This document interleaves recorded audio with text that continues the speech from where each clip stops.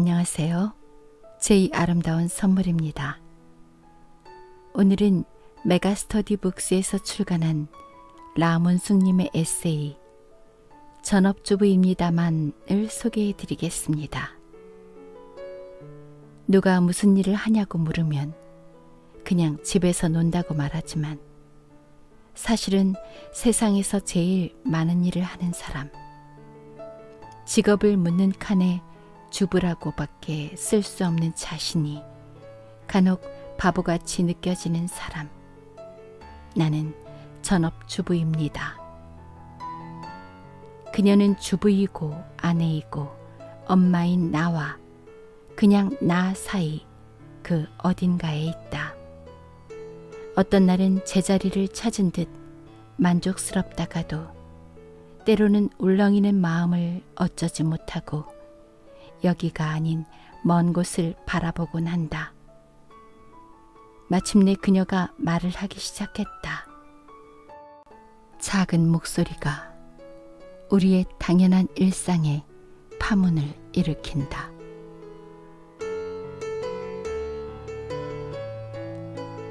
전업주부입니다만. 라문숙. 혼잣말의 힘. 언제부턴가 주방에서 일을 할 때 중얼거리는 버릇이 생겼다. 어느 날 나도 모르게 머릿속으로 지나가는 생각들을 소리내어 말해놓고는 소스라치게 놀랐다.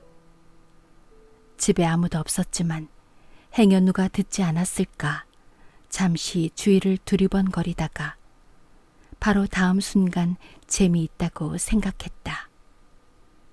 그때부터 혼자서 말하고 듣기를 거듭하다가 생각하기와 말하기 사이에 단계가 하나 더 있는 걸 알았다. 감정도 언어도 한 번 더 순화가 되는 것이다. 생각할 때는 아무렇지도 않았던 단어들이 소리내어 말하고 나면 쑥스럽기도 하고 부끄러웠는데 그게 묘한 쾌감을 가져왔다.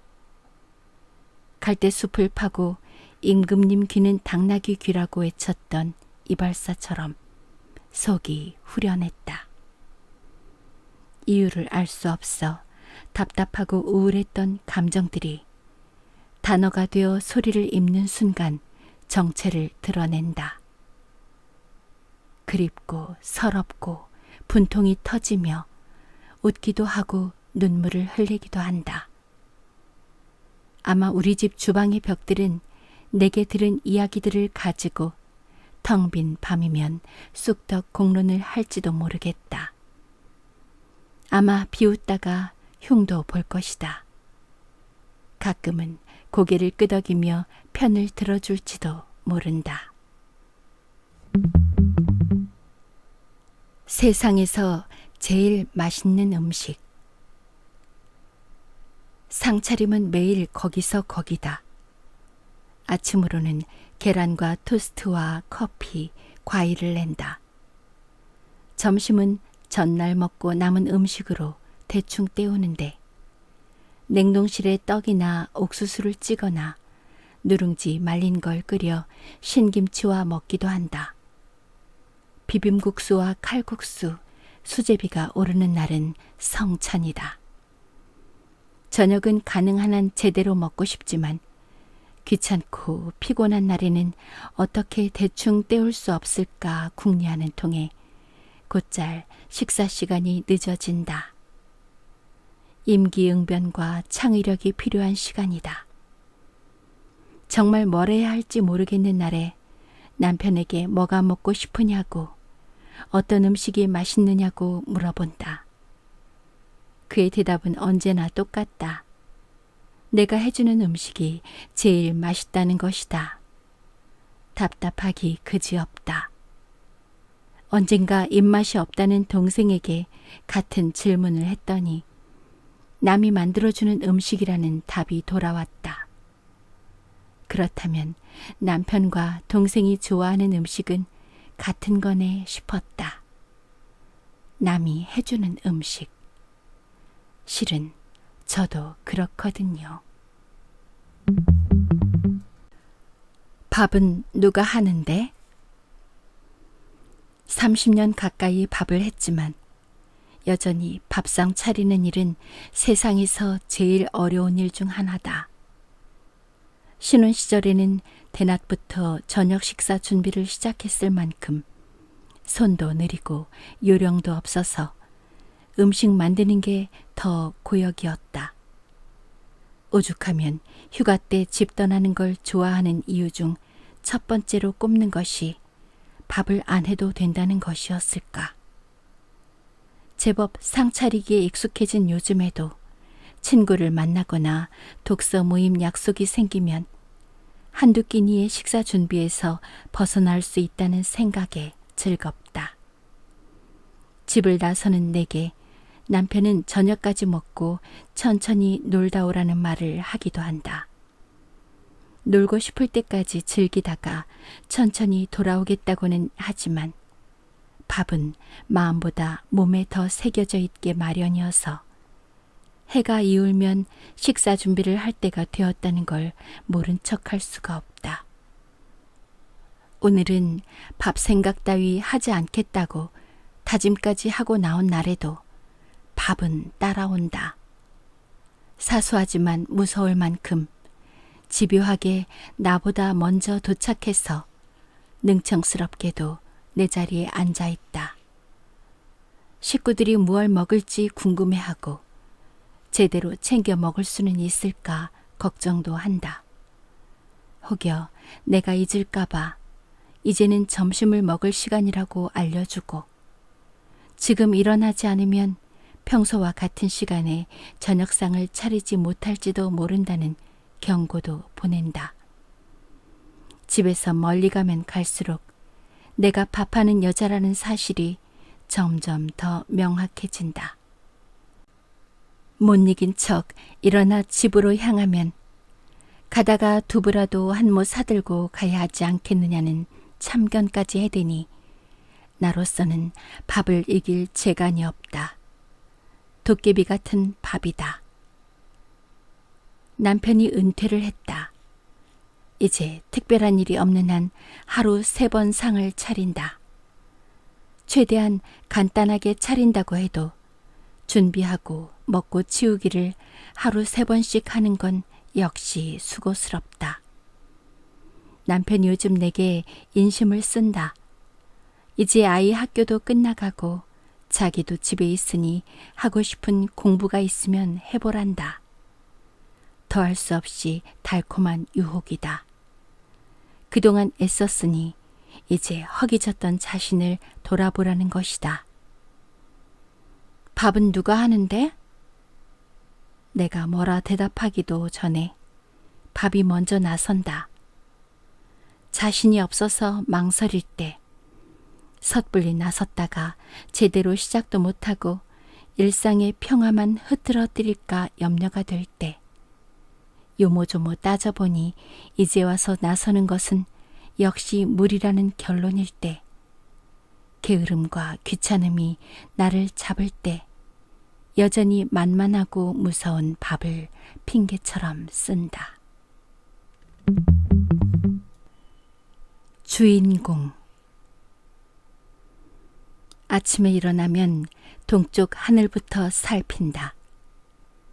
맑은 아침이면 하늘은 해가 올라오기 전부터 반짝인다. 세수하고 옷 입는 사이에 몰래 들어온 햇살은 창가에 바람을 만나 술렁인다. 빛으로 가득한 아침에는 무엇을 해야 할지 갈피를 잡지 못해 마음만 바쁘다. 일거리는 늘어나지만 진전이 없다. 빨래를 하고 냉장고를 정리하고 구석구석 먼지도 닦아내고 싶고 이도 저도 몰라라 하고 집 밖으로 도망을 치고도 싶지만 생각이 많아질수록 하루는 짧아진다. 책장에 내려앉은 햇살에 눈길을 주며 내려오다가 계단참의 그림자에 붙잡힌다. 계절마다 다른 그림자가 생기고 벽에 드리워진 햇빛의 색이 다르다. 그림자가 움직이는 것을 보고 빛과 바람이 일렁이는 것을 안다. 덩달아 마음도 두근거린다. 빛이 있어 살림도 사람도 동화 속에 있는 것처럼 빛이 난다. 여주인공이 천덕꾸러기 소녀이건 구중 궁궐의 공주이건 누군가와 결혼해서 행복하게 살았다로 끝나는 이야기 다음에는 무엇이 있을까 궁금했다. 어른이 되고 동화책에 쓰이지 않은 부분을 살면서 중요한 이야기는 모두 그 너머에 있다는 걸 알았다. 베일을 쓰고 순백의 드레스를 입은 신부의 모습을 보여주면서 끝난 만화 영화의 뒷얘기는 내가 직접 만들어 나가야 하는 것이었다. 낯선 인생의 장에서 힘겨울 신혼의 아내들과 밤낮이 바뀐 아기 때문에 힘겨운 초보 엄마들, 아이들 학교 보내고 식구들 먹이고 입히느라 거울 볼 시간도 없는 젊은 안악들에게 힘내라고 말해주고 싶다. 우리의 삶은 여전히 동화이며 주인공은 우리들 각자이고 우린 자신만의 동화책을 지금도 쓰고 있는 셈이라고. 누구도 동화 너머의 세상을 이야기하지 않았던 시절에서 그만큼 긴 세월을 건넌 후에야 알게 된 사실이다. 전업주부의 월요병. 평일 아침에는 바삐 나가야 하는 식구들에게 주스나 커피를 건네고 샌드위치와 주먹밥을 쥐어주면 그만이지만 주말은 달랐다. 아침 준비만으로도 땀이 날 지경인데 식구들은 식탁에 둘러앉아 점심과 저녁으로 무엇을 먹을까 의논했다.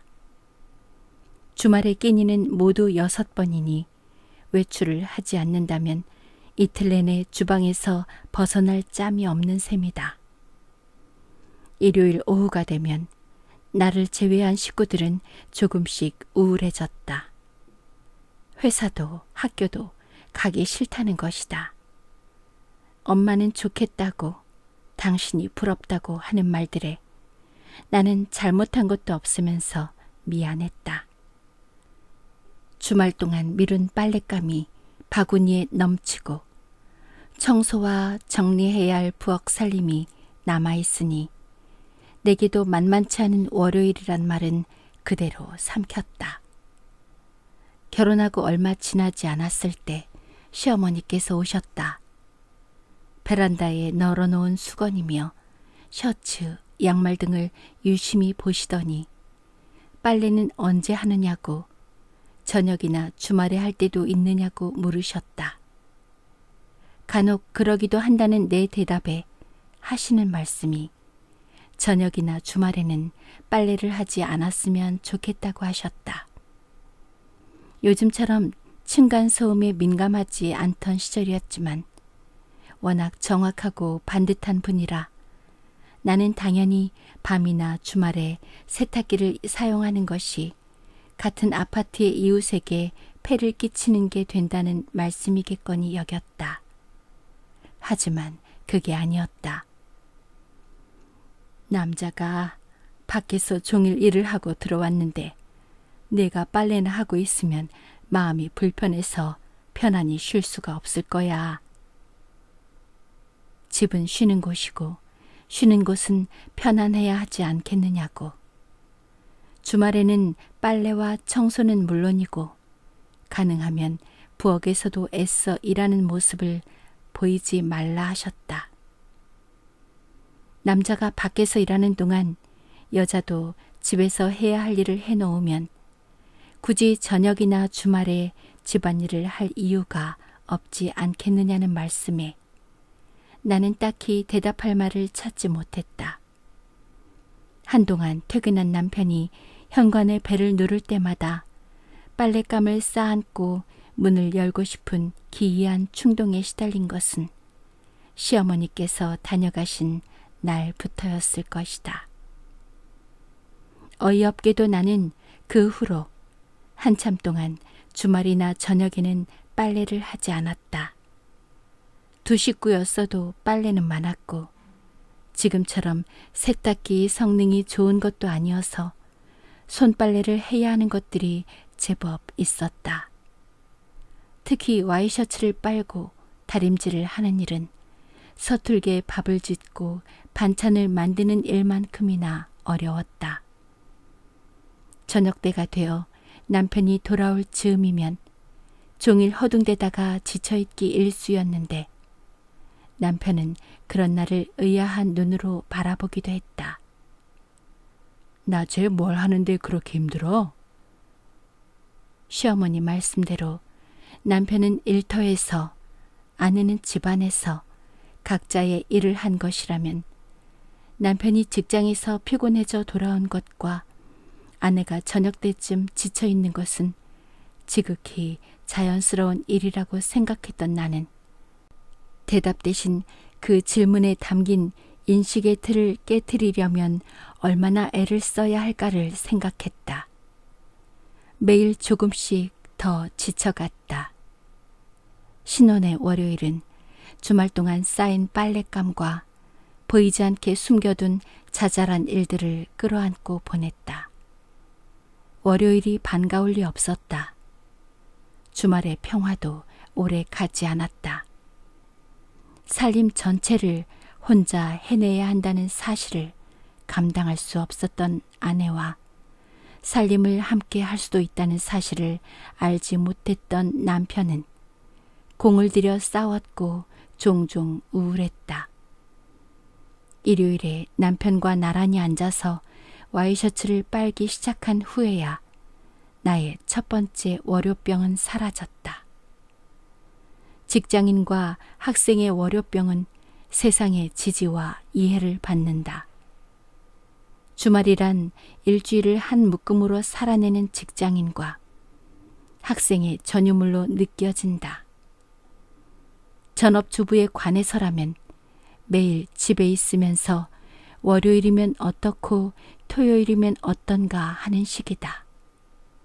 오히려 직장인과 학생들이 주말을 편히 지낼 수 있도록 평소보다 더 신경을 써서 보살펴야 한다는 암묵적인 규칙이라도 있는 것 같아 주부의 주말은 평소보다 더 분주하기 마련이다. 일상은 끊임없이 이어지고 누군가는 쉼없이 하루를 닦아내야 한다.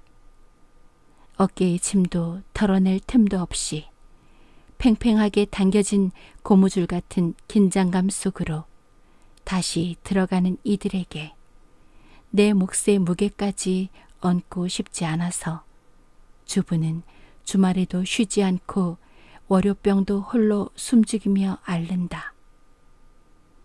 남편이 은퇴했으니 이제 매일이 주말인 셈이다. 아침은 늦지막이 차리고 천천히 먹는다. 점심은 간단하게, 저녁은 조금 일찍 먹기로 했다. 물론 잘 안 지켜진다. 혼자 있을 때는 미뤘다가 한 번에 하곤 했던 설거지며 청소, 빨래 등을 언제 어떤 식으로 할 것인가도 여전히 쉽지 않은 문제다. 종일 일에 치이고 싶지는 않지만 일감을 쌓아놓고 빈둥거리는 모습을 보여주는 것도 마음이 편치 않다. 특별한 일이 없어도 내내 종종거리게 되어 하루가 짧아지고 쉽게 피곤해졌다. 내게도 퇴근 시간과 주말이 있었으면 좋겠다는 생각이 들었다.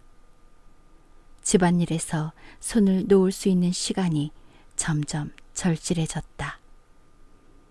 주말에 빨간 동그라미를 쳤다. 눈 딱 감고 주말에는 집안일을 쉬기로 했다. 일주일 동안 돈 벌고 공부하느라 수고한 남편과 아이에게 맞춰졌던 주말을 이제 내게 맞춘다.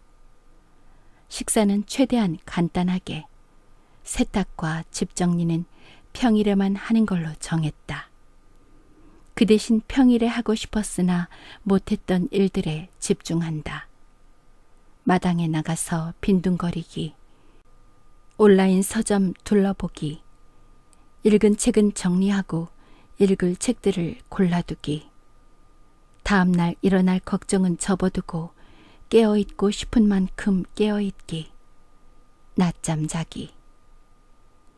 대단하지도 않은 이런 일들로 나는 주말을 좋아하는 여자가 되었다.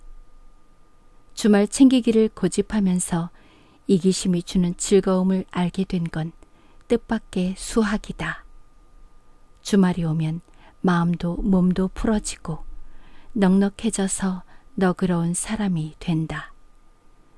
누구보다 주말을 열렬하게 기다리는 사람이 되었다.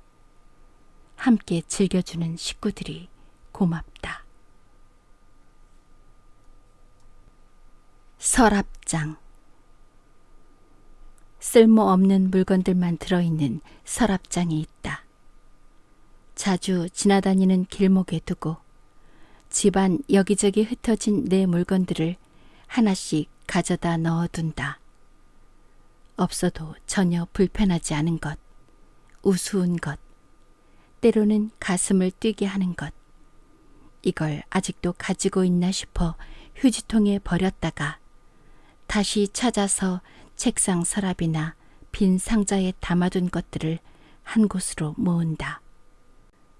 오래된 실패나 가위를 비롯한 바느질 도구, 섬세한 레이스나 조개 껍데기로 만든 단추, 비누, 향초, 잉크, 엽서, 손수건, 향수가 뿌려진 종이 조각, 아로마 오일, 오래전에 받은 크리스마스 카드, 꽃무늬 양말, 향주머니, 원고지, 연필 등이다.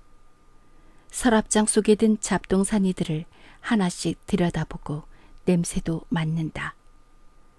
내 속에도 비슷한 서랍장이 하나 있다. 거실에 놓인 것과는 그 용도가 정반대이다. 골치 아프긴 하지만 해결할 수 없는 걱정과 근심을 넣어두는 데 쓴다. 언젠가 다시 꺼내 문제를 해결하리라 생각하지만 오래 지나고 보니 서랍 속에 어떤 것들이 들어 있었는지도 잊어버렸다. 그럼에도 서랍장을 다시 열어볼 일이 생기지 않는 걸 보면 그리 큰 문제도 아니었던 듯 싶다. 조만간 서랍장을 마음속에서 드러낼 날이 올지도 모르겠다. 서랍장 2개로 나를 온전히 설명할 수는 없지만 서랍 하나를 채우고 또 비울 때마다 나란 인간도 조금씩 너그럽고 현명해지는 것 같아 즐겁다. 경계의 주부. 출장 간다고 집을 나설 때마다 조금은 미안하고 또 조금은 후련하다. 미안한 건 집을 며칠 비우면서도 내가 없는 동안 식구들의 식사 준비를 해놓지 않았기 때문이고, 후련한 건 그 며칠 동안 모든 집안일에서 노연할 수 있기 때문이다. 돌아오면 쌓인 세탁물이나 빈 물병들에 곧바로 둘러싸이게 된다는 걸 알면서도 창가 좌석에 앉아 눈부신 햇살을 받거나 내 아래에 구름을 내려다보며 두어 시간 비행을 할 때는 홀가분함에 집을 잇는다. 입국 서류를 쓸 때 직업을 쓰는 칸에 주부라고 쓴다. 망설임이 없다. 주부의 자리에서 벗어나 다른 일을 하러 왔는데도 직업은 주부라고 쓴다. 보통 누군가에게 무슨 일을 하느냐는 질문을 받으면 그냥 집에 있어요 라든가 놀아요 라고 말하는 것과 반대다. 이상한 일이다.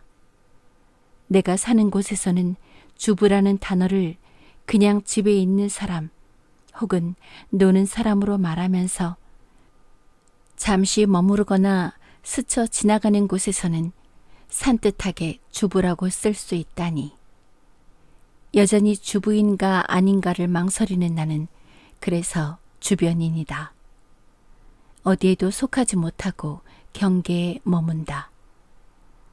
가끔은 지금의 내가 정말 나인지 궁금할 때도 있으니 삶이 이렇게 아슬아슬한 것도 무리가 아니다. 그렇게 내가 나를 소외시킨다. 아침부터 저녁까지 집안일에서 벗어날 틈이 없다.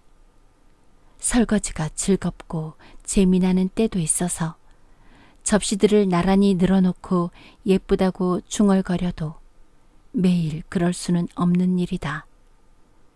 두어 시간의 집중과 수고 끝에 만들어낸 한 냄비의 음식이 사라지고 나면 10개의 그릇과 도구와 음식 찌꺼기가 남는다. 저녁 설거지를 마치고 이제 끝났구나 하면 어느새 나도 모르게 졸고 있다. 하고 싶었던 것, 쓰고 싶었던 것 모두 제쳐두고 자리에 누워 책을 펼쳐들었다가 떨어지는 책에 얼굴을 얻어맞기도 부지기수다.